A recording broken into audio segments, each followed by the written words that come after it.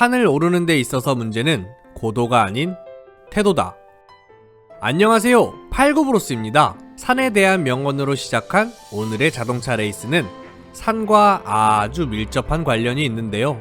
출발할 때는 따사로운 햇살을 맞으며 출발하지만 그 도착점에는 눈이 내리거나 비가 내릴 수도 있기 때문입니다. 그렇다고 이 경기가 몇 날, 며칠을 가야 하는 다카르 랠리 같은 경주는 아니며 오히려 완주 타임은 고작 10분 남짓밖에 되지 않을 정도로 금방 끝이 나게 되죠. 바로 이번에 소개해드릴 영상은 파익스피크 인터내셔널 힐 클라임입니다. 이 대회의 코스 길이는 19.99km, 출발 지점은 해발 2862m, 도착 지점은 해발 4301m의 높이인지라 운전자들의 체력 소모도 이만저만이 아니고 고도에 따라 엔진의 온도와 연료 및 차량의 모든 컨디션을 고려해야만 하는 이 레이스, 지금 시작하겠습니다. 산 정상을 향해 가며 구름 속에서 펼쳐지는 파익스피크 인터내셔널 힐 클라임의 탄생. 파익스피크는 1806년 탐험가인 제블론 파이크가 발견하여 그의 이름을 따와 붙여진 이름입니다. 추후 파익스피크에는 도로가 깔리고 1916년 7월 4일 미국 독립기념일에 맞춰 첫 대회를 개최하며 세상 밖으로 나왔습니다. 파익스피크 코스의 길이는 약 20km에 156개의 코너들이 존재했는데, 이 레이스가 진짜 위험한 이유는 경주를 위한 트랙이 아닌 일반인들도 평상시에 이용 가능한 일반 도로였기에 노면이 좋지 못했고, 심지어 코너 진입 시 안전장치는 고사하고 가드레일조차 없는 곳이 많았기 때문입니다. 그래서 운전자들은 코너 끝자락에 보이는 지평선을 가드레일로 생각하고 주행하는데, 더욱 놀라운 사실은 이 산길이 포장된 도로가 아니고 거의 흙과 자갈로 된 길이어서 타이어가 그 힘을 100%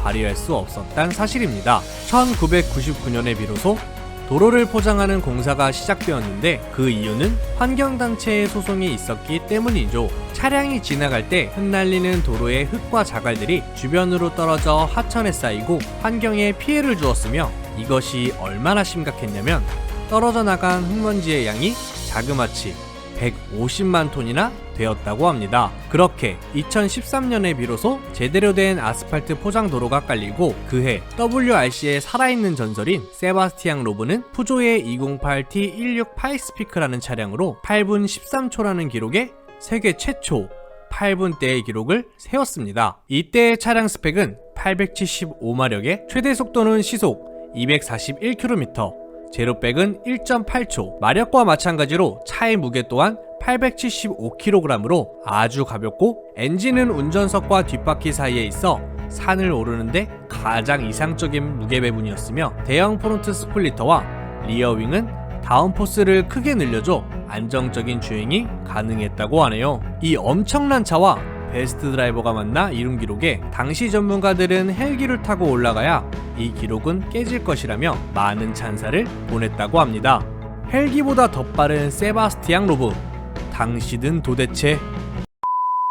다른 참가자들과 싸우는 것이 아닌 자연과 싸우는 이 경기. 파익스피크의 정상 고도는 4301m로 백두산보다 약 1600m나 높습니다. 고도에 따라 산소는 희박해지고 2400m 이상의 높은 산에 오를 때 사람들은 산소 결핍 상태에 빠져 고산병에 걸리기도 하죠. 고산병은 등반 속도나 높이 등에 따라서 더 심해지기도 하는데, 차량을 타고 10분 내로 정상에 도달하는 것을 보면 정말 경이로워 보이기까지 합니다. 이렇게 운전자는 운전자 나름대로 힘들 테지만 차량 또한 힘들기는 마찬가지입니다. 차량의 엔진들도 움직이려면 연료를 태워야 하고, 그러기 위해선 충분한 산소가 필요한데 고도가 높아 산소는 부족해지고 그에 따라 엔진의 출력도 떨어지기 마련이죠. 그래서 제조사들은 동력 계통에 변화를 줘야 했고, 또한 기류에 따라 공기 저항이 급변하기도 해서 공기 역학적인 조건들도 다 달라야 했습니다. 그 결과 세바스티앙 로브가 운전한 차량 같은 모습의 차량들이 탄생했고, 이러한 현상들이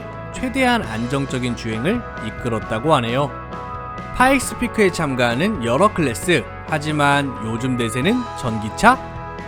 세바스티앙 로브의 기록인 마일 8분벽을 돌파한 차량이 나왔는데, 그 기록은 7분 57초로 세계 신기록을 세운 폭스바겐의 순수 전기 스포츠카 IDR 파익스피크입니다. 전기차는 기존 내연기관 차량들과 다르게 산소 국정을 할 필요가 없어서 앞으로의 활약이 더 기대가 되네요. 전기차 부분 이외에도 파익스피크 힐 클라임에 참가하는 클래스에는 자동차 무제한급, 스토카, 트럭, 오픈휠, 모터사이클, 사륜 모터사이클, 사이드카 등으로 다양한 클래스가 있습니다. 덧붙여 무제한급 클래스가 있었기에 이 대회는 더 유명해졌다고 볼 수가 있는데, 그 이유는 1980년대 WRC의 그룹 B가 폐지되며 갈 곳을 잃은 괴물들이 하나둘씩 파익스피크 인터내셔널 힐 클라임 무제한 클래스로 오게 되었기 때문이죠.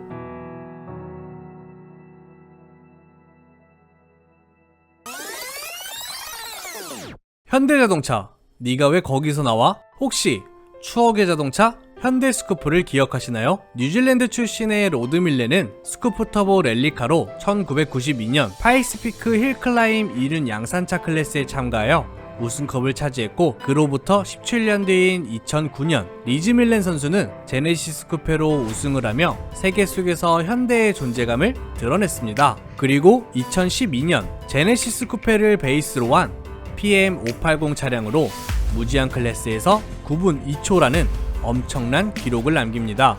2013년 8분대의 기록을 세운 세바스티앙 로브 선수와 비교될 만하지만, 여기서 핵심은 2012년의 기록으로 이때는 포장 공사가 덜 끝나 비포장 구간도 달렸다는 사실입니다.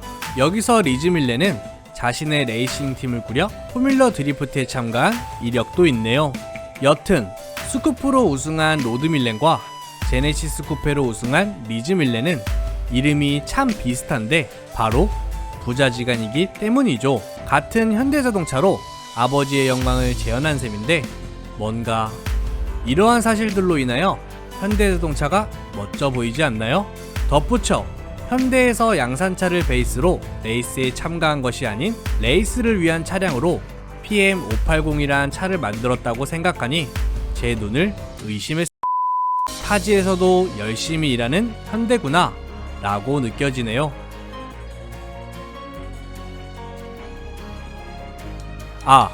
1992년 당시 우승했던 스쿠프 터보 랠리카는 현재 울산 현대자동차 공장 홍보관에 전시되어 있다고 합니다. 오늘의 정보는 어떠셨나요? 재밌게 보셨다면 좋아요와 구독 부탁드리겠습니다. 끝.